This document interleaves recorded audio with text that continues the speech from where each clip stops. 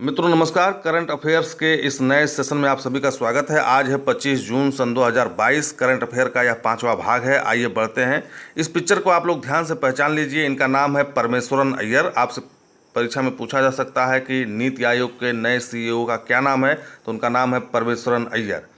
नीति आयोग के सीईओ नियुक्त किए गए हैं स्वच्छ भारत मिशन के अगुवाई करने वाले परमेश्वरन। केंद्र सरकार ने 1981 बैच के सेवानिवृत्त आईएएस अधिकारी परमेश्वरन अय्यर को नीति आयोग का सीईओ नियुक्त किया है और उनकी नियुक्ति अगले 2 साल या अगले आदेश तक के लिए प्रभावी होगी। अय्यर ने स्वच्छ भारत मिशन की अगुवाई की थी। गौरतलब है कि नीति आयोग के मौजूदा सीईओ अमिताभ कांत का कार्यकाल 30 जून 2022 को समाप्त हो रहा है। इन दो पिक्चर को आप लोग ध्यान से देखिए क्योंकि इनके कार्यकाल को बढ़ाया गया। इनका नाम है तपन कुमार डेका व राज्य सचिव संपत कुमार गोयल का कार्यकाल 1 साल के लिए बढ़ा दिया गया। ठीक है ना। केंद्र सरकार ने शुक्रवार को आदेश जारी कर आईपीएस अफसर तपन कुमार डेका को नया इंटेलिजेंस ब्यूरो आईबी प्रमुख नियुक्त किया है। वह अनुसंधान व विश्लेषण विंग रा के सचिव संपत कुमार गोयल का कार्यकाल 1 साल बढ़ा दिया है। डेका वर्तमान में आईबी ऑपरेशंस डेस्क के प्रमुख हैं। वह 20 वर्षों से आतंकियों व धार्मिक कट्टरपंथियों को ट्रैक कर रहे हैं। देखिए, सबसे महत्वपूर्ण खबर आज की यह है, ये एक बैक्टीरिया पाया गया है कैरिबिया में, जो वेस्ट इंडीज का इलाका है। वैज्ञानिकों ने कैरिबिया में खोजा दुनिया का अब तक का सबसे बड़ा बैक्टीरिया। तस्वीरें आई सामने, ये देख लीजिए, बैक्टीरिया है। ठीक है। कैरिबियाई मैंग्रोव के जंगल में, मैंग्रोव समुद्री जो वन है, समुद्री जो घास है जो समुद्र में पाए जाते हैं, उनको मैंग्रोव कहते हैं। जो जंगल है, ठीक है, समुद्री जंगल को मैंग्रोव कहते हैं। कैरिबियाई मैंग्रोव के जंगल में दुनिया का अब तक का सबसे बड़ा बैक्टीरिया मिला है। इसका नाम है थायोमार्गरिटा मैग्निफिका। थायोमार्गरिटा मैग्निफिका, इस नाम को हमेशा याद रखिए। परीक्षा में आपसे पूछा जा सकता है दुनिया के सबसे बड़े बैक्टीरिया का क्या नाम है।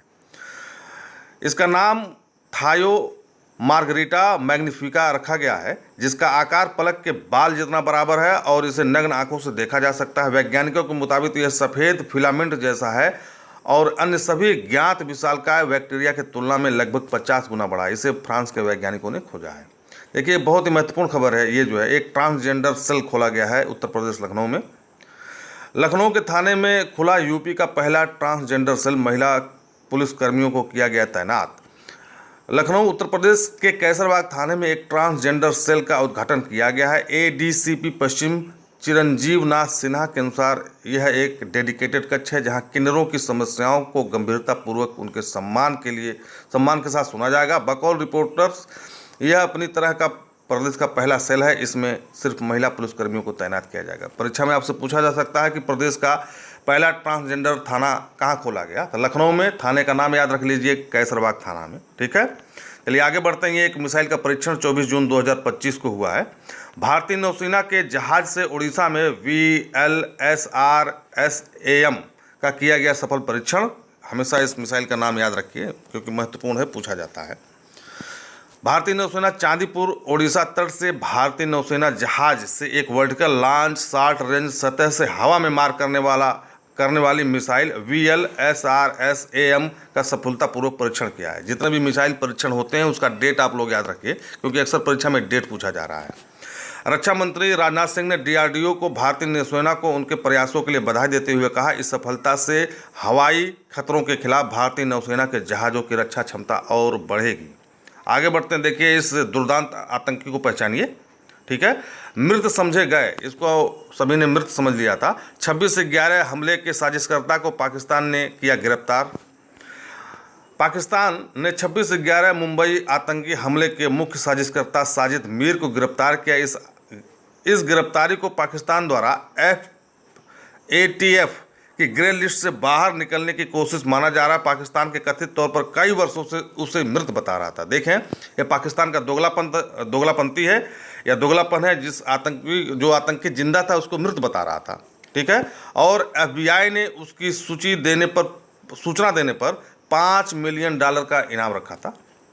आगे बढ़ते हैं। देखिए, क्रिकेट के शौकीनों के लिए बहुत ही महत्वपूर्ण खबर है। बेन स्टोक्स टेस्ट क्रिकेट इतिहास में 100 छक्के जड़ने वाले तीसरे खिलाड़ी बने। टेस्ट क्रिकेट इतिहास में 100 छक्का जड़ने वाले खिलाड़ी बने हैं बेन स्टोक्स।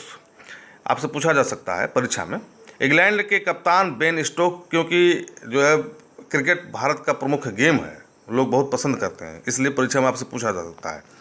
इंग्लैंड के कप्तान बेन स्टोक्स टेस्ट क्रिकेट में 100 छक्के जड़ने वाले तीसरे खिलाड़ी बने हैं। स्टोक्स ने न्यूजीलैंड के खिलाफ तीसरे टेस्ट की पहली पारी में टीम सऊदी की गेंद पर, यह भी पूछा जा सकता है किसकी गेंद पर, कौन से खिलाड़ी की गेंद पर छक्का मारा, 100वां छक्का।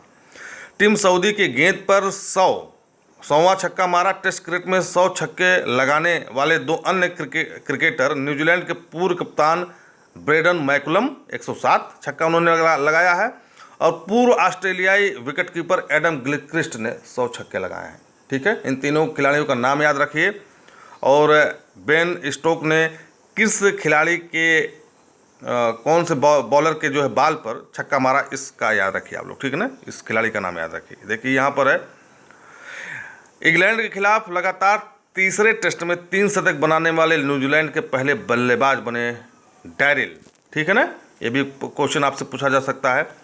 इंग्लैंड के खिलाफ हेडिंगले में खेले जा रहे तीसरे टेस्ट के दूसरे दिन न्यूजीलैंड के बल्लेबाज डैरिल मिचेल ने शतक लगाया। इसके साथ ही मिचेल एक टेस्ट सीरीज में इंग्लैंड के खिलाफ लगातार 3 टेस्ट में 3 शतक बनाने वाले न्यूजीलैंड के पहले बल्लेबाज बन गए। मिचेल ने इंग्लैंड के खिलाफ एक टेस्ट सीरीज में सर्वाधिक 482 रन बना लिए हैं।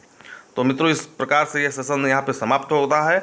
आप लोगों, मुझे आशा है कि आप लोग इसे समझ रहे होंगे और इस अनुसार अपनी पढ़ाई करें, जिससे करंट अफेयर आपका ज़्यादा से ज़्यादा तैयार करें। हमारे वीडियो को लाइक, शेयर, सब्सक्राइब जरूर करें। धन्यवाद।